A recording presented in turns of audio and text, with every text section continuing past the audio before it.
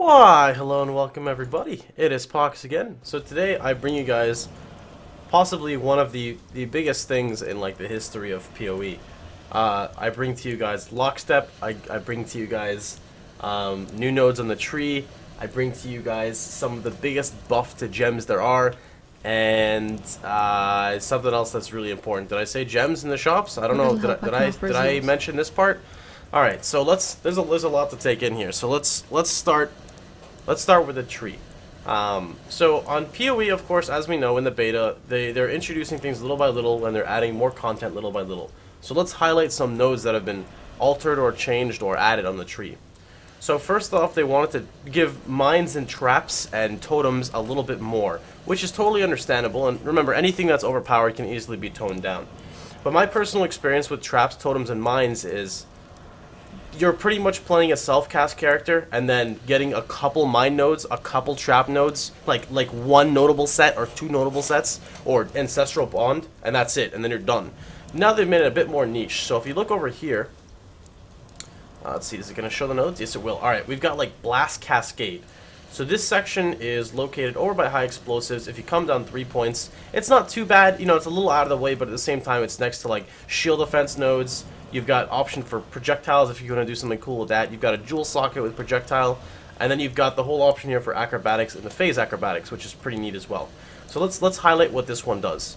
This is 20% crit chance with traps and mines, again 20%. Then we've got a 10% multi, and again more multi. So this is 30% multi, along with 15% chance to gain a power charge when your trap is triggered by an enemy, with additional 8% chance to gain a power charge when your mine is detonated targeting enemy.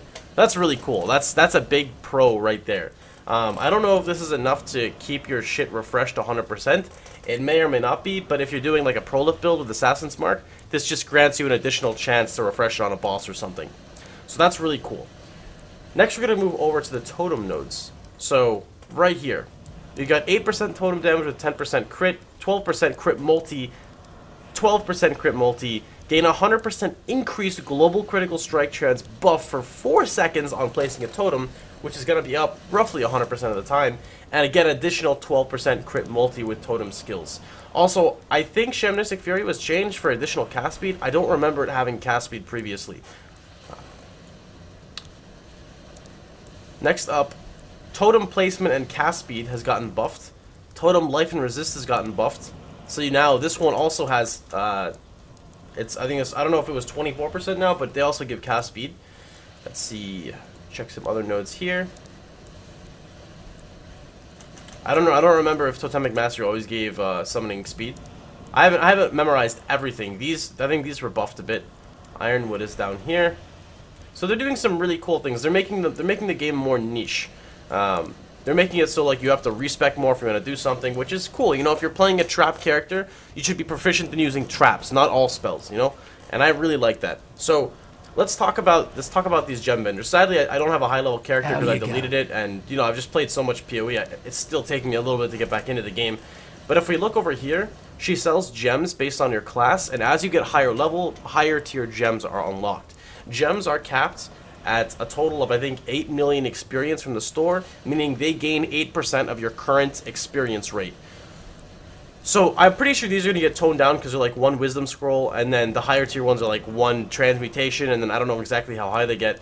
But I want to highlight how cool this is because she sells like trap support gems and stuff, and you can just go over here and just buy a trap support gem. So at the beginning of a league, you know, when you can't play your build because you don't have simple gems, this is really, really neat. I think, like I said, I think this needs to be toned down or toned up and make them like 5 alterations, 10 alterations or something, you know. Not a wisdom scroll, something a little more taxing. And another reason why I really, really like this point is because when you're racing and you make a mule character, I mean, come on. Like, what's the point of muling? Like, there is literally no beneficial value in muling. You don't get better at the game by muling. All it's literally doing is wasting time. When you have to create a shadow because you want Fire Trap, and then you go kill Hillock, get Fire Trap, put it in your bank, and delete the character. So I'm really glad that they're moving away from that, because that's just countless time just being wasted for no reason. Furthermore, they have buffed a ton of spell gems. So I'm going to go over a specific scenario here. Fire Trap has been buffed to 6% crit chance. They have buffed Shockwave Totem to 5%, Ice Nova to 6%, Lightning Trap to 5%. They have pretty much bumped up the crit rate of like 50% of the gems to make them a bit more viable for going crit, which I think is also cool. If you tone down the damage but give them increased crit chance or something, it makes it feel more consistent. You know, it's a lot more fun to play with a character that, you know, your screen is shaking if you like screen shake and stuff like that. It's really, really neat. So I was really happy with that. You can make a little noise now, a little ka-chink chink. Alright, so to show you guys, let's go to Mudflats here. I want to show you guys some of the Lockstep changes. So I'm currently playing in the Lockstep mode. If you want to see my ping, you can see it's right over here. I've got about a 12 latency, a 12 ping to the server. And what Lockstep basically means is there's no need for OOS anymore. So like if I type /OOS, my character won't even do anything. Warrior. So, and then again, it's capped at so-and-so. But I want to show you guys here because these are Roas. So if you see me here dodge, I'm actually dodging the attacks. There's no more desync where the Roa's just going to randomly pop up and hit me. Like, if you look, my health is not randomly going down. Like, physically, I'll OOS again. Everything is perfectly synced. Which I think is phenomenal. You know, you could never do this before. So this is the beta version of the Lockstep. Some issues that it has at the moment is I'm not a programmer, so I don't know exactly how it works. But some issues are the following. So if your internet lags, then the game is gonna pause and then everything's gonna speed up. But sometimes I guess something with the server lags, so it pauses, and sometimes you'll just go into an instance and lag for like 2 seconds and everything will speed up. And I know that's not from my internet, because if I'm physically lagging, I'm gonna have drop frames, I'm gonna have a latency spike, something's gonna happen. But none of that seems to occur. But you know, this is the beta version of Lockstep. But this is really cool. You could pretty much never do this before. And it's really neat. It also feels really cool to actually throw a skill and it hits everything in the triggered radius. Not like it's a gamble like, oh, did it hit the stuff? Playing melee feels very, very smooth. Playing spells in general feels very, very smooth. You can actually use skills without getting Resolute Technique now. And it feels really, really, really smooth. It's super cool. So, you know, this is definitely a huge quality of life change to the game. And I'm just super excited. Like, there you go. That was a little bit of a latency spike. My latency didn't actually go up.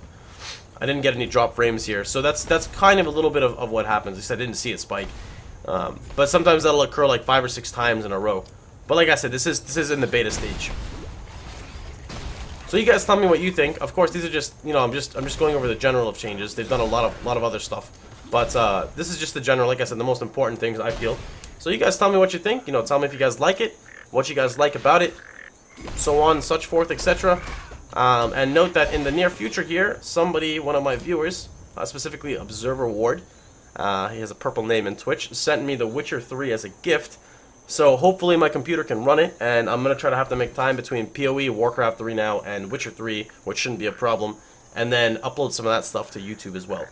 So anyways, as always, hope you guys enjoyed the video, hope you guys like it, feel free to like, share, and subscribe, and remember you can always catch me streaming at twitch.tv/Pohx. So I'm going to see you guys in a bit. I'm going to go drink some Jaeger, because it makes me feel happy inside, and I will see you guys all tomorrow. Take care, everybody.